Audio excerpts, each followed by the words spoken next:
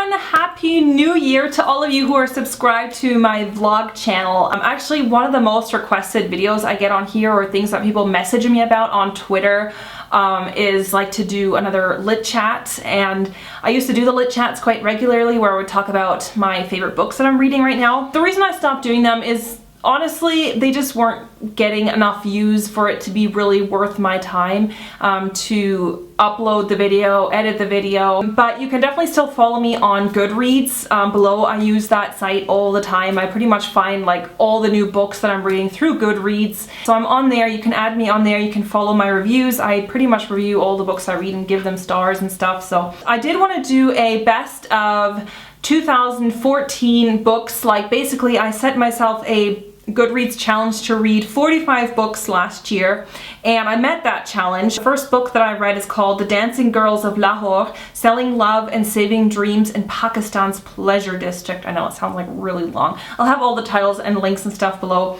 Now this book is written by a sociologist, and she goes to Lahore, so it's non-fiction. She goes to Lahore, which is a city in Pakistan. For me it was interesting because I've actually been to Lahore and I've been there. The sociologist, her name's Louise Brown, she goes there and she lives with a family in sort of the red light district, and she lives with them off and on for a period of like 5 years or something like that. And then she basically chronicles their life, like what happens in their life over that period of time. And she also learned how to speak their language, and that of course made her much more integrated into their actual life if you can really communicate with the people, not have to go through an interpreter.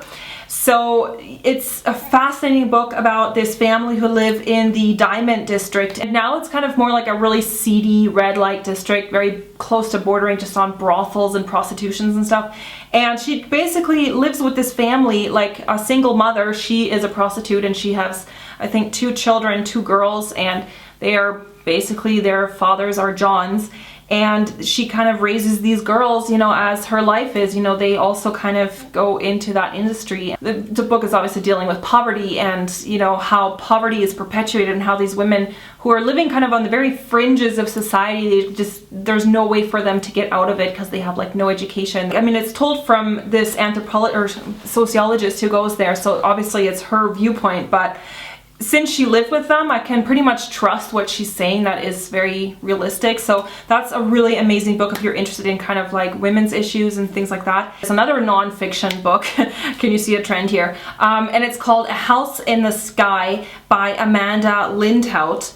And Amanda Lindhout, she's been in the press a lot lately. I think this book actually became a bestseller.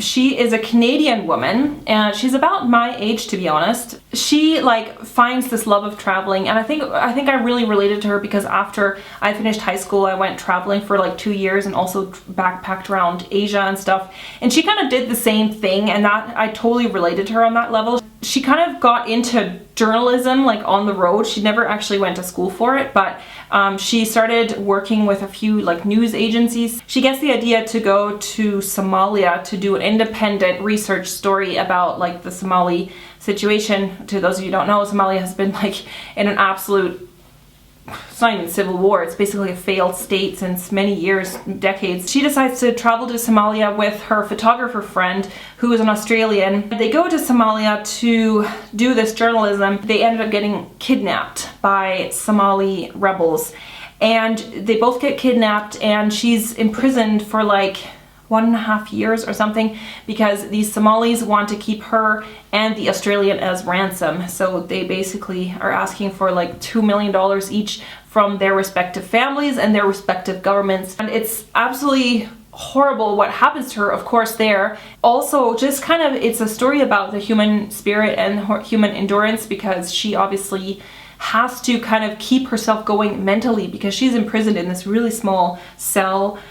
She's abused there, and you know, all these horrible things happen to her. She's malnourished, but it's a long way until she gets released, and a lot of things happen, and a lot of the turmoil is obviously on the mental level, on the psychological level. Of course, some of the things make me think, oh my god, like, why did you do that? Why would you go there? And a lot of it is to do with naivete, but I think that kind of makes her more human. The Giver by Lois Lowry. It's actually a quartet. There's 4 books in the series. It's called The Giver, Gathering Blue, Messenger, and Sun. But you can read them all individually. The book that I rated the highest was The Giver. So in this community, all the children are basically assigned their roles once they reach adulthood. Like, none of them really have free choice of what they want to do with their lives. And Jonas is assigned a very special role. He is going to be the Keeper of Memories, and basically in this world, all their past memories of like what happened, you know, wars and the history of mankind has been kind of erased from people's memories, and all those memories have been given to one single person to keep. And Jonas is selected to be the new keeper. As he receives these new memories, Jonas begins to realize that actually their community is like extremely restrictive, and all their feelings are kind of turned off, like all their feelings of love and pain and sadness and happiness have been muted. He begins to see his community, which he thought always was so perfect and everyone thinks it's so perfect and so flawless, he begins to realize that it's really not perfect and flawless, and that they're really missing, you know, key essentials of humanity. And I felt like The Giver, the first one, was definitely one of those books that had a lot more sub-content in it than what you just read on the lines. It's like there's a lot of sort of themes in that book that you kind of had to read between the lines, and if you kind of understand those things, it's a very, very grown-up book. I did end up seeing the movie, and I really did not like the movie at all. I felt like the movie just totally turned into another one of those cheesy YA dystopia movies. And I feel like the book was so much more nuanced. It's The Glass Castle by Jeannette Walls. It's not a story, it's an autobiography of Jeannette Walls. And Jeannette Walls is, I think she ended up being like a publisher or a journalist. She went to Barnard College, and just a very prestigious university. And you know, you'd never think that such a woman with such a prestigious job and like great education that like has such a different background.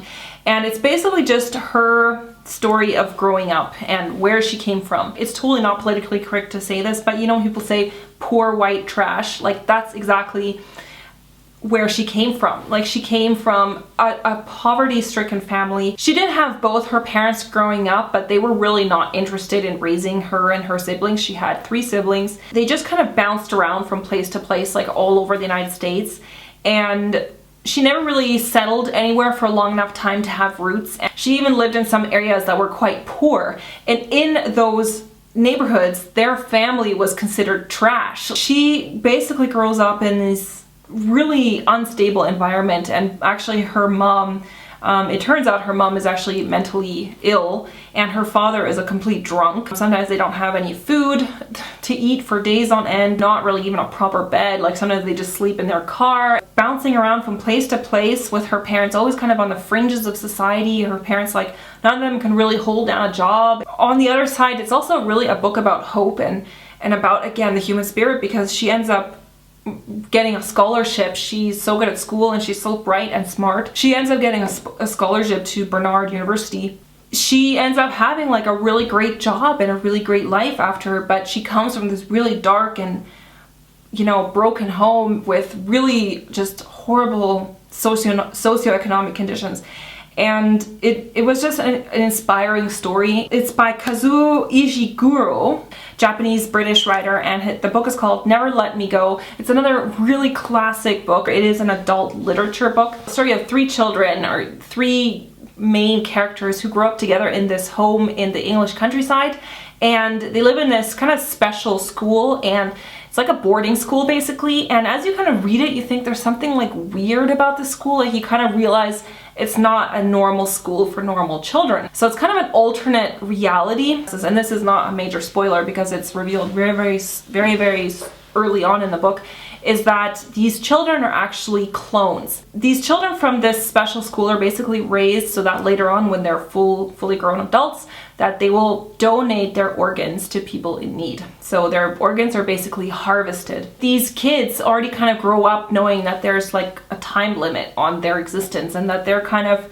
second-class citizens because their only purpose on Earth is to act as organ donors. The story is more about how these children grow up into young adults and how they deal with this and how they live their lives knowing that their life is very short. I did watch the movie after and it was heart-wrenching to say the least, but this book is a little bit harder to get into. This is not a book that I would probably recommend to everybody. I absolutely loved it. It's a very sort of slower paced book. It's not like tons of action. It's not like lots of things happening all the time and like a super page turner. What really is great about this book is the characters and the inter-character relationships. It's bizarre and it's also very macabre, and I loved it. And the last one that I want to talk about is actually a book that's part of a series. I don't want to give away spoilers in the previous books, but it's Heir of Fire by Sarah J. Maas. It's the third book in the Throne of Glass series, and I absolutely love this whole series. It's more like fantasy, adventure. Yeah, it's definitely high fantasy. Very strong female lead, of course. The main character is Selena Sardothian, and she is a trained assassin in this fantasy world. She comes off as very sort of arrogant and thinks the world of herself, you know, so that part of her makes her sort of unlikable, but then she has this kind of soft inner side, and you kind of learn more about why she is that way because of what happened to her in the past and like experiences she's had to kind of harden her against the world. So those kind of negative things actually kind of become more endearing. And the characters, the other characters in the book there's not too many characters where you kind of like lose track of who is who, but the characters are quite strongly written, so each character is very different. I love this series. Seriously, if you love fantasy, this is definitely one to check out. There's really interesting characters. There are some elements of romance in there, but it's not overwhelming. It's not the main plot. It's not like those annoying love triangles that are just kind of overshadowing the whole book, which I absolutely detest. And I definitely recommend, if you haven't read it, to pick it up if you like sort of strong female characters and if you like fantasy books. Let me know what are the best books that you read last year in 2014. Post them in the comments. Follow me on Goodreads if you want to know, you know, what other books I'm reading right now, and I'll see you later. Bye!